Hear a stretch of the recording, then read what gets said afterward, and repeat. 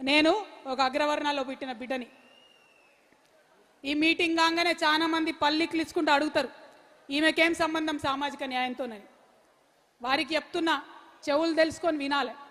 నేను ఒక అగ్రవర్ణాల్లో పుట్టిన బిడ్డని, గర్వంగా చెప్తా ఉన్నా. ఎందుకంటే నా పుట్టుక నా చేతిలో లేదు. ఎవరి పుట్టుక మీద వాళ్ళ గర్వం ఉండాల్సిందే. కానీ కానీ కానీ ఎట్లా జీవించాలో, ఎట్లా పనిచేయాలో, ఎవరి కోసం పనిచేయాలో, ఏ విధానంతో పనిచేయాలో అది నా చేతిలో ఉంది. అది నా చేతిలోనే ఉంది.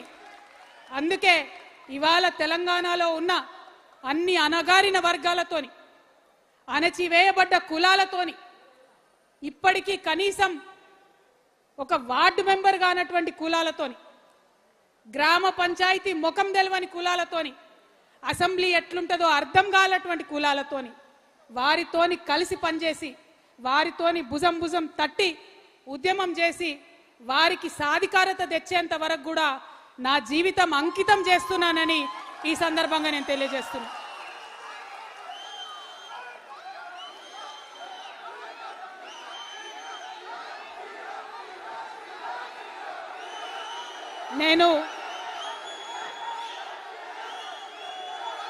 నేను ఏ మాట కూడా ఉట్టిగా చెప్పను. నా ఆత్మ ఒప్పుకొంది, నా మనసు ఒప్పుకొంది, నేను ఏ పని కూడా చేయను. దానివల్ల ఎంత పెద్ద లాభం వచ్చినా నేను ఆ పని చేయను. అట్లా చేసేది ఉంటే నేను ఎక్కడుండేదన్నో మీకు తెలుసు. కానీ అవన్నీ వదులుకొని ఇవాళ ఒంటరిగా నేను బయలుదేరిన మీ అందరి సహకారంతో ఖచ్చితంగా ఈ తెలంగాణలో మంచి మార్పు తీసుకొని రాగలుగుతామనే కాన్ఫిడెన్స్తో ఇవాళ నేను మీ ముందుకు వచ్చి ఇవాళ ఒక్క మాట మనం ఆలోచన చేసుకోవాలి. చాలా మంది మా అగ్రవర్ణ మిత్రులకు నేను హృదయపూర్వకంగా చేతులు జోడించి వినమ్రంగా విజ్ఞప్తి చేస్తున్నా. ఏంటిది సామాజిక న్యాయం? ఏంది సామాజిక న్యాయం అంటే ఏంటిది?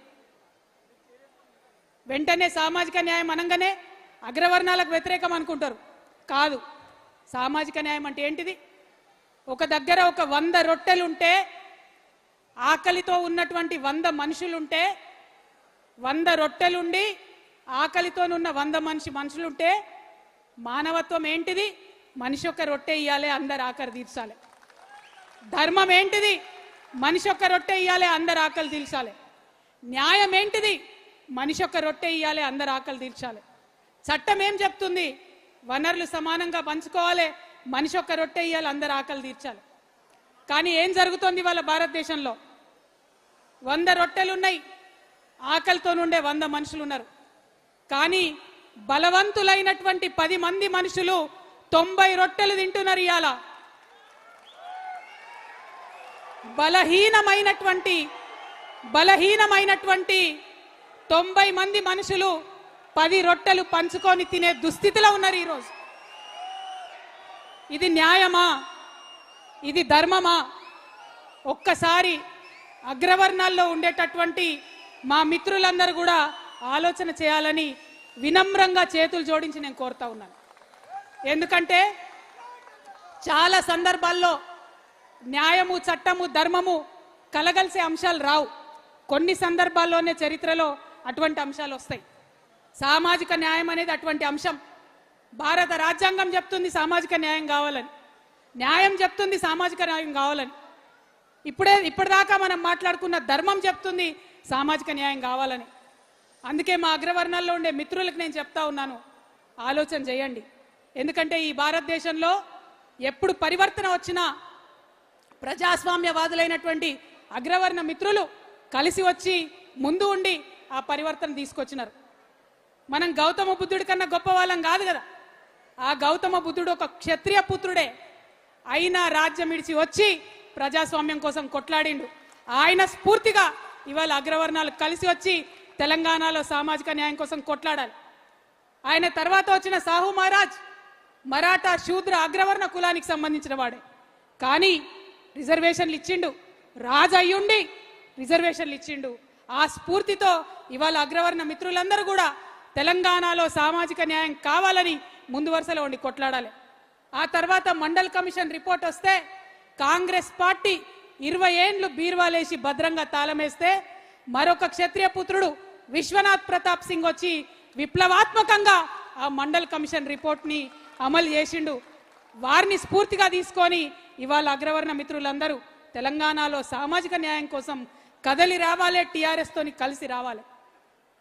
అదేవిధంగా పక్కనే ఉన్న తమిళనాడులో తన రాజకీయ చతురతను ప్రదర్శించి బీసీలకుండే రిజర్వేషన్ని శాశ్వతంగా వారిని కాపాడడం కోసం 9th షెడ్యూల్లో పెట్టించినటువంటి విప్లవ వనిత జయలలిత, ఆమె అగ్రవర్ణ బ్రాహ్మణ స్త్రీ, ఆమెను ఆదర్శంగా తీసుకొని ఇవాళ అగ్రవర్ణ మహిళలందరూ కూడా కదలి రావాలే, ఈ ఉద్యమంలో కలిసి రావాలే, తెలంగాణలో సామాజిక న్యాయం సాధించి తీరాలి.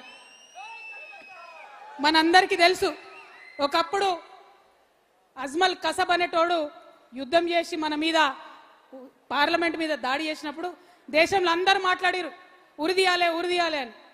కానీ రాజ్యాంగం ఒప్పుకోలే, న్యాయం ఒప్పుకోలే, సరైన దారిలో పోవాలని చెప్పింది.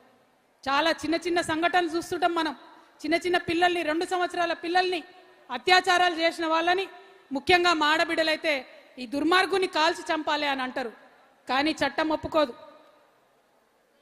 ధర్మం ఒక్కొక్కసారి ఒప్పుకోవచ్చు, కానీ చట్టం ఒప్పుకోదు. కానీ నేను ఇవాళ రిక్వెస్ట్ చేసి చెప్తా ఉన్నా, ఈ సామాజిక న్యాయ పోరాటం ఇది ధర్మ పోరాటం.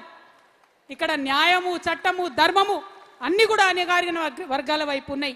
ఈ ధర్మ పోరాటంలో కలిసి రావాలని మా మిత్రులందరూ కూడా కోరుతా ఉన్నా.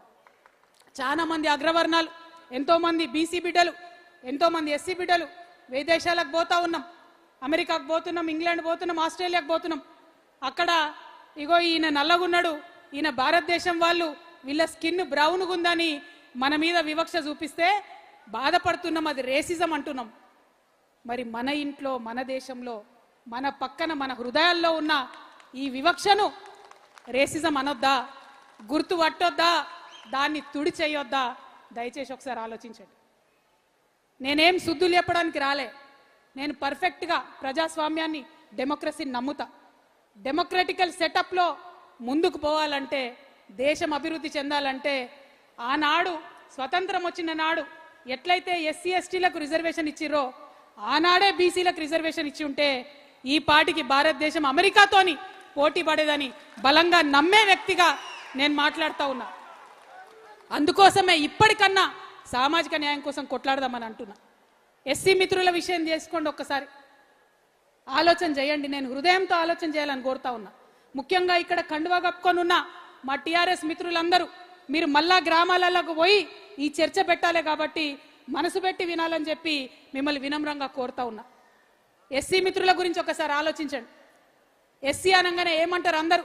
అది బీసీలు కానీ, ఓసీలు కానీ, వాళ్ళకేంది, వాళ్ళకి రిజర్వేషన్ ఉంది, వాళ్ళకేం తక్కువైంది, ఉద్యోగాలు వస్తున్నాయి, ఎమ్మెల్యేలు అవుతురు అంటారు. కానీ ఏదన్నా పండగ వస్తే ఒక దళిత కుటుంబాన్ని పిలిచి మన ఇంట్లో కూసబెట్టుకొని ఎప్పుడన్నా భోజనం చేయించినామా? అటువంటి హృదయ పరివర్తన జరిగిందా? డెమోక్రసీలో అందరం ఒకటే అనుకుంటున్న మనం అటువంటి ఆలోచన ఎప్పుడన్నా చేసినామా? ఒక్కసారి దయచేసి ఆలోచన చేయండి. నేను ఉట్టిగా చెప్తాలని ఈ మాట, పరివర్తన రావాలే, డెఫినెట్గా మన హృదయాలు ట్రాన్స్ఫార్మ్ కావాలి. కాబట్టి ఆలోచించమని నేను చెప్తా ఉన్నా. అదేవిధంగా మరి ఎస్సీలకు పోని రిజర్వేషన్ ఉంది, స్వతంత్రం వచ్చినప్పటి నుంచి ఉన్నది. 79 ఏళ్ళు అవుతుంది రిజర్వేషన్ ఉన్నది. కానీ నిన్నగాక మొన్న మన తెలంగాణలో వచ్చిన రిపోర్ట్లో 97% మంది దళిత కుటుంబాలు అత్యంత వెనుకబాటులో ఉన్నారని చెప్తున్నారు. ఎందుకు జరుగుతుంది ఇట్లా? మరి ఇవాళ అన్ని డిపార్ట్మెంట్లో కలెక్టర్లుగా ఉన్నటువంటి వాళ్ళు, హెచ్ఓడీలుగా ఉన్నటువంటి వాళ్ళు, అగ్రవర్ణాల మిత్రులు, బీసీ మిత్రులు ఆలోచన చేసుకోవాలి. ఎప్పుడన్నా బ్యాక్లాగ్ పోస్టులు వస్తే ఇస్తున్నామా మనం బయటికి?